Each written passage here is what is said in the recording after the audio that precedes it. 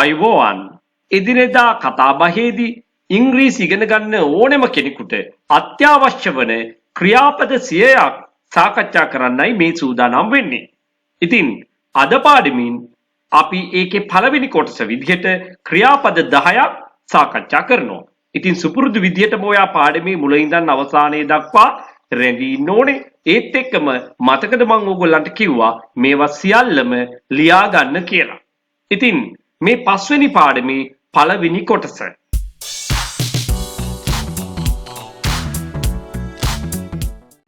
ඔයාලගේ පහසුව තකා මම මේ සියල්ලම වර්තමාන කාලයෙන් අතීත කාලයෙන් සහ අනාගත කාලයෙන් වෙන්වෙන්ව ලියලා තියෙනවා පැහැදිලිව. ඉතින් මෙච්චර කැපවීමක් කරලා මම ඔයාලට ඇත්තටම යමක් උගන්වන්න උත්සාහ කරනකොට ඔයා මේකෙන් නිසි ප්‍රයෝජන නොගෙන ඉන්නවා නම් ඒක ඔයා කරගන්න ලොකුම පාඩුවක්. ඒ නිසා පාසල් යන දුවලා පුතාලා වෙන්න පුළුවන්, තරුණ අය වෙන්න පුළුවන්, වැඩිහිටි අය වෙන්න පුළුවන්. මේ ඕනෑම කෙනෙකුට ඉංග්‍රීසි ඇතහැරලා තිබනම් මෙච්චර කාලයක් ඉංග්‍රීසි හොඳට ඉගෙන ගන්න ක්‍රමයක් තිබුණේ නැත්නම් ඔන්න දැන් ඔයාට හොඳට ඉගෙන ගන්න ක්‍රමයක් තියෙනවා. ඉතින් මෙන්න මේවා ලියාගෙන පාඩම් කර ගැනීම ඔයා කරන්න ඕනේ වැඩ ගොඩ ගහගන්නේ නැතුව. එහෙමනම් අද පස්වෙනි පාඩමේ පළවෙනි කොටස විදිහට මම ඔයාට දෙන්නේ එදිනෙදා භාවිතයේදී අත්‍යවශ්‍ය වන මෙන්න මේ ක්‍රියාපද 10 කාල තුනෙන්ම වර්තමාන කාලය, අතීතය සහ අනාගත කාලය කියන ක්‍රම තුනෙන්ම. wake up, wake up, අවදි වෙනවා, අවදි වෙනවා.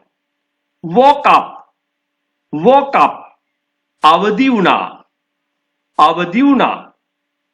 will wake up, will wake up, අවදි වේවි, අවදි වෙන්නම්. මේ බලන්න පළවෙනි තීරුවේ තියෙන ක්‍රියාපදවලට ඉදිරියෙන් will කියන උපකාරක ක්‍රියාව භාවිතා කිරීමෙන් ඒ අදාළ ක්‍රියාවේ අනාගත කාලේ නිර්මාණය කරගන්න පුළුවන්. wake up අන්න ඒකට will දැම්මා, will wake up. wash, will wash. eat, will eat. drink, will drink.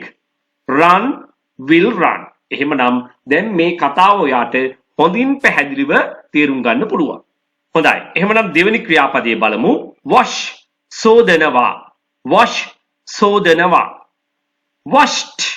මෙන්න අතීත කාලයේදී මේක උච්චාරණය කරන්නේ at කියලා ed යෙදුනට. ඉංග්‍රීසි භාෂාවේ මෙවැනි වචන කිහිපයක්ම තියෙනවා. එක පාඩමක්වත් අතහැර ගන්නේ නැතුව ඔයා ඉගෙන ගන්නවා නම් මේ සියල්ලම ඔයාට හොඳින් ඉගෙන ගන්න හැකියාව තියෙනවා. wash අතීත කාලයේදී අපි කියවන්නේ ed එකතු කළාට washed කියලා.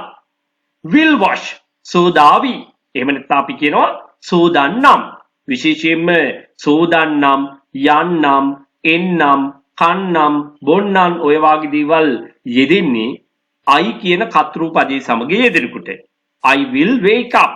මම අවදි වෙන්නම්. I will wash. මම සෝදන්නම්. I will eat. මම කන්නම්. මෙන්න මේ විදිහට. ඉතින් අපි මේ ක්‍රියාපද 100 සාකච්ඡා කරලා අවසන් වුණාට පස්සේ ඊළඟට අපි වාක්‍ය නිර්මාණයයි පටන් ගන්නෙ. ඉතින් ඒ සඳහා සූදානම් වෙන්න නම් ඔයාට ප්‍රමාණවත් තරම් ක්‍රියාපද තියෙන්න ඕනේ මේ කාල තුනෙන්ම. වර්තමාන කාලය, අතීතය සහ අනාගත කාලය. ඉතින් එතකොටනේ අපිට යමක් හරියට කරන්න පුළුවන් වෙන්නේ. අන්න ඒ අරමුණ ඇතුව තමයි මේ ක්‍රියාපද 100ක් ඉගෙනීමේ පාඩම දැන් ආරම්භ කරලා තියෙන්නේ. eat කනවා, ate කෑවා, ate කෑවා. will eat කාවි, කන්නම්. drink බොනවා, drank බිව්වා, drank බිව්වා. will drink බොන්නම්. run දුවනවා, ran දිව්වා, will run දුවාවි, දුවන්නම්.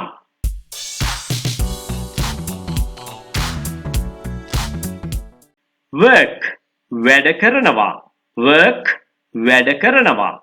worked වැඩ කළා, worked වැඩ කළා. will work වැඩ කරાવી, වැඩ කරන්නම්. do කරනවා, do කරනවා. did කළා. did කළා. will do කරાવી කරන්නම්. walk ඇවිදිනවා. walked ඇවිද්දා. walked ඇවිද්දා. will walk ඇවිදීවි ඇවිදින්නම්. will walk ඇවිදීවි ඇවිදින්නම්. talk කතා කරනවා. talked කතා කළා. talked කතා කළා.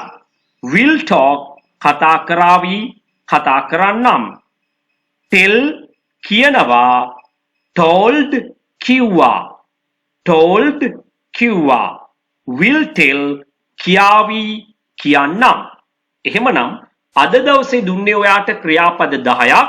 නමුත් මතක තියාගන්න ඒ 10ම අතීත කාලේනුත් ඉගෙන ගන්න අත්‍යවශ්‍යයි.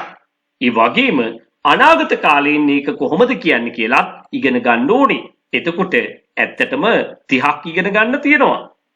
10ක් දුන්නට ඒක කාල තුනට දැම්මට පස්සේ ක්‍රියාපද 30ක් ඉගෙන ගන්න ඕනේ. ඉතින් මෙන්න මේ කියපු ක්‍රියාපද ටික සියල්ලම හොඳින් ලියාගෙන හොඳින් පාඩම් කරගෙන සූදානම් වෙන්න ඊළඟ කොටස නරඹන්න. ඊළඟ ක්‍රියාපද 10ක් මේ විදිහටම දෙනවා. මේ ක්‍රියාපද 100 අවසන් වුණාට පස්සේ ඔයාට සරල වාක්‍ය ගොඩනගමින් ඉංග්‍රීසි කතාව කරන්නේ කොහොමද කියලා දෙනවා. ඉතින් මේ පාඩමෙන් ඔයා ප්‍රයෝජනයක් ගත්තා කියලා හිතනවා නම් ඔයා අනිවාර්යයෙන්ම ලයික් කරන්න, කමෙන්ට් කරන්න අමතක කරන්න එපා. ඒ වගේම ඔයාගේ නෑදෑ හිත මිතුරන් අතරේ මේක ෂෙයා කරන්න.